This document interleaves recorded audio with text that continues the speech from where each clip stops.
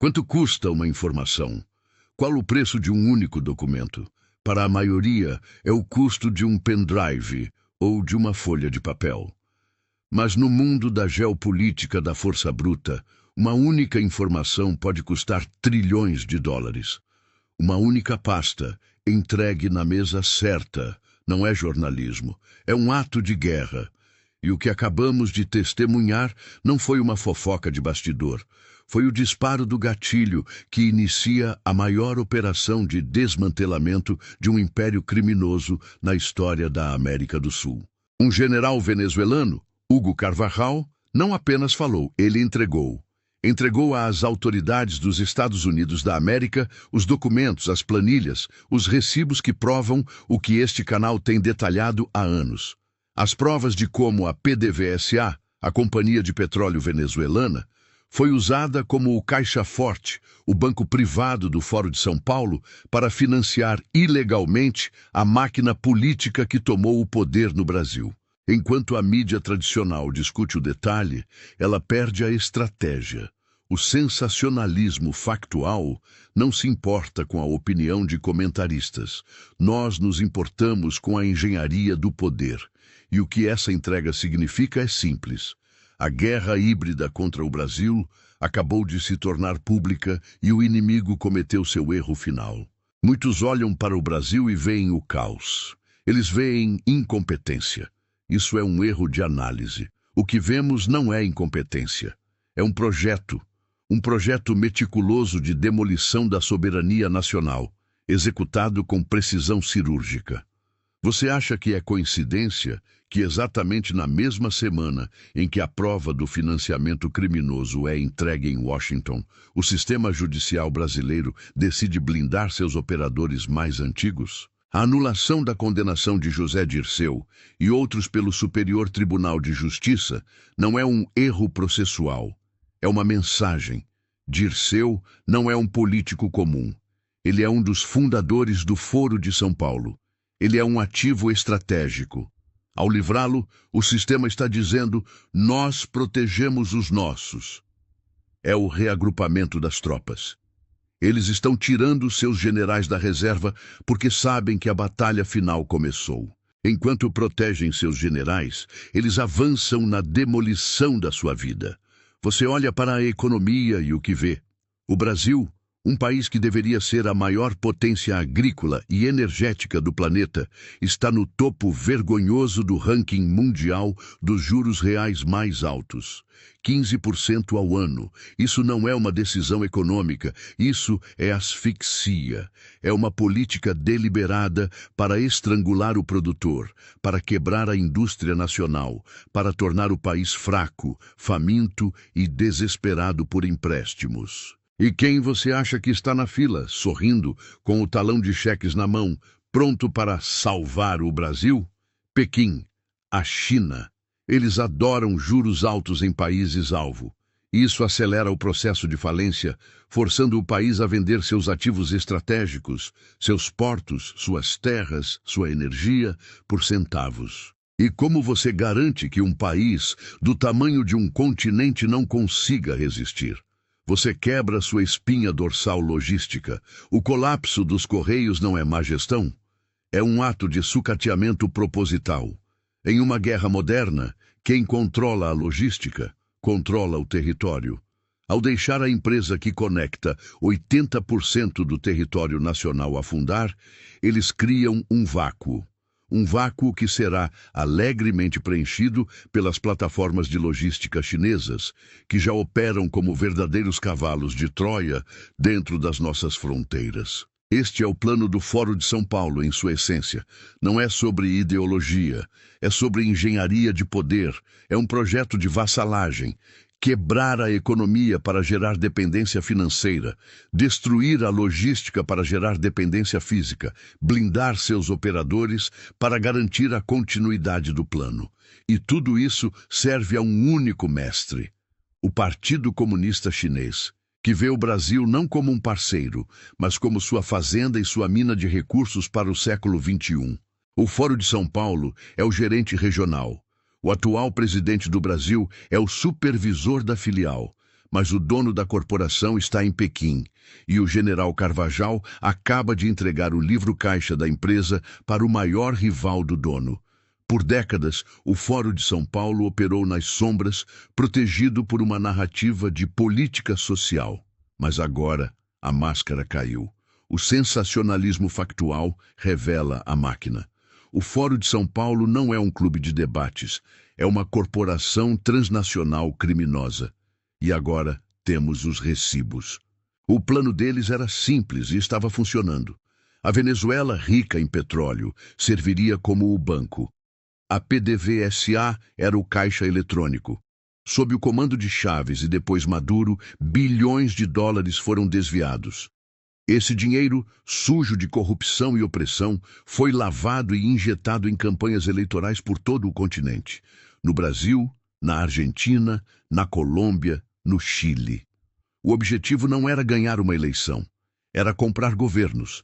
Era instalar gerentes que respondessem não ao seu povo, mas ao cartel.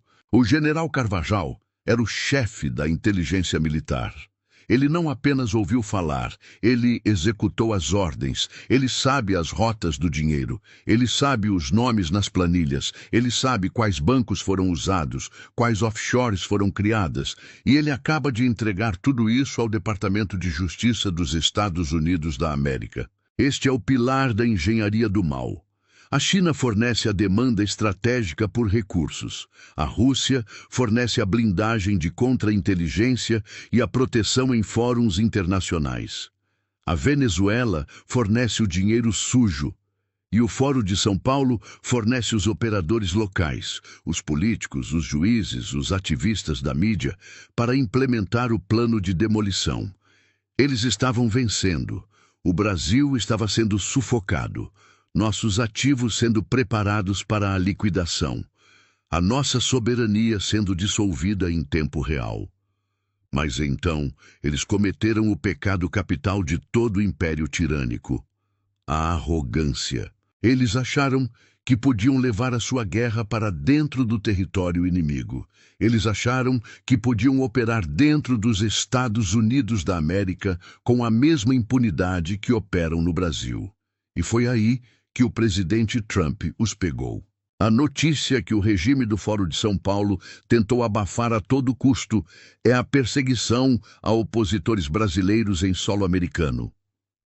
Quando a família de um deputado brasileiro, filho de um ex-presidente, é ameaçada e vigiada dentro dos Estados Unidos da América, isso deixa de ser um problema diplomático. Isso se torna uma questão de segurança nacional americana. Você não pode conduzir operações de pressão e vigilância estrangeira dentro das fronteiras dos Estados Unidos da América sem esperar uma resposta da força bruta. Esse foi o erro fatal. Esse foi o gatilho que o presidente Trump esperava. Por anos, o presidente Trump tentou alertar o mundo sobre a natureza do regime chinês e seus fantoches. Mas agora, ele não precisa mais discursar.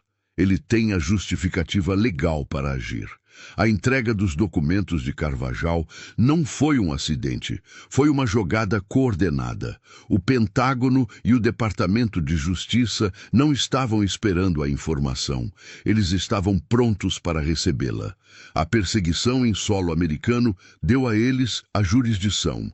Os documentos de Carvajal deram a eles a arma. E a contraofensiva já começou. Não é uma contraofensiva com tanques e mísseis. É uma guerra financeira e legal, muito mais devastadora. O presidente Trump não está tratando o Foro de São Paulo como um movimento político. Ele está usando a lei que usou para destruir a máfia em Nova York, a Lei RICO, Racketeer Influenced and Corrupt Organizations Act. O Fórum de São Paulo, a partir de agora, está sendo tratado pelo governo americano como o que ele realmente é: uma organização criminosa transnacional. O general Carvajal não é um refugiado político. Ele é a principal testemunha no maior caso de extorsão, lavagem de dinheiro e corrupção internacional da história moderna. A jogada de mestre do presidente Trump foi essa. Ele esperou o inimigo se expor. Ele deixou que a arrogância do Foro de São Paulo os fizesse cruzar a linha vermelha. E agora ele não está mais atacando governos de esquerda. Ele está atacando os ativos financeiros do cartel. Todos os bilhões de dólares que eles roubaram e esconderam em bancos ao redor do mundo. Todas as propriedades que compraram. Todos os operadores que vivem no luxo enquanto seus países afundam na miséria. Todos eles estão na mira do Departamento do Tesouro dos Estados Unidos da América. O pânico é total. O pânico em Brasília é ensurdecedor. O pânico em Caracas é absoluto. O pânico em Pequim é estratégico. A decisão desesperada de soltar José Dirceu é a tentativa de colocar um general velho e cansado de volta ao tabuleiro sem perceber que o presidente Trump virou a mesa e mudou o jogo. Eles estão jogando xadrez, enquanto o presidente Trump começou uma operação de demolição financeira. A humilhação do Foro de São Paulo é completa. Por anos, eles se venderam como intelectuais, como os salvadores dos pobres. O presidente Trump e o Departamento de Justiça dos Estados Unidos da América estão expondo a verdade factual. Eles são apenas ladrões. Ladrões comuns financiados por um cartel de petróleo falido a serviço de uma ditadura comunista em Pequim. A operação de guerra híbrida contra o Brasil foi interceptada. A tentativa de transformar a América do Sul em um quintal de recursos para a China fracassou no momento em que eles decidiram desafiar a soberania dos Estados Unidos da América. O que você está vendo não é o fim da batalha. É o começo da nossa vitória. A engenharia do mal foi exposta. Os recibos estão na mesa. A contraofensiva financeira está liquidando as fontes de poder do inimigo. Eles podem controlar o sistema judicial no Brasil, mas não podem controlar o sistema financeiro global, que responde ao poder de Washington. O atual presidente do Brasil agora é um gerente de uma filial falida. O Foro de São Paulo é um cartel exposto, com seus líderes agora na mira da lei, sendo tratados como os criminosos que são. A soberania do Brasil, que estava sendo vendida a preço de banana para a China, acaba de ser resgatada pela ação de força bruta do único líder global que teve a coragem de nomear o inimigo. O sensacionalismo factual é este. A guerra é real, os inimigos são poderosos, mas o plano deles foi quebrado.